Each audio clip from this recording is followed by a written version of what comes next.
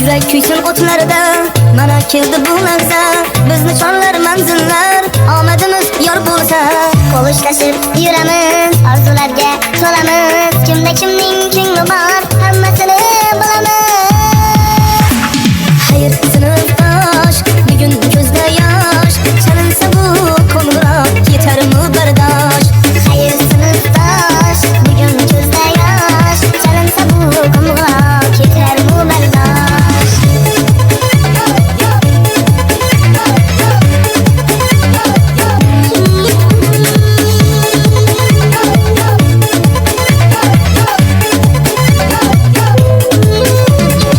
Yaqin bo'lib dil-dilga, bilim olarmiz birga.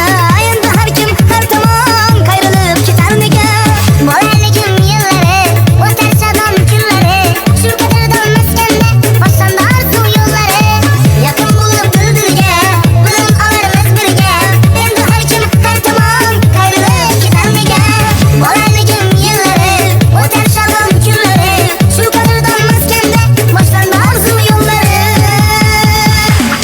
Xayr sinfdosh, bugun ko'zda yosh, chalinsa bu qo'ng'iroq yetarmi bardosh.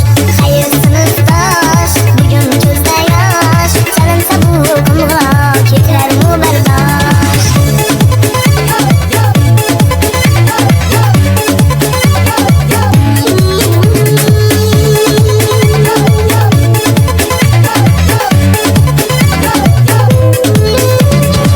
Endi biz ham ulg'aydik, ortda qoldi sho'xliklar. Yoshlansa ham sevishdan, yoshlansin bu kipriklar.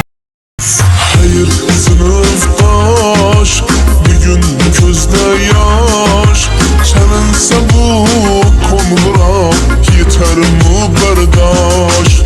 Hayır sınıftaş, bugün gözde yaş. Çalınsa bu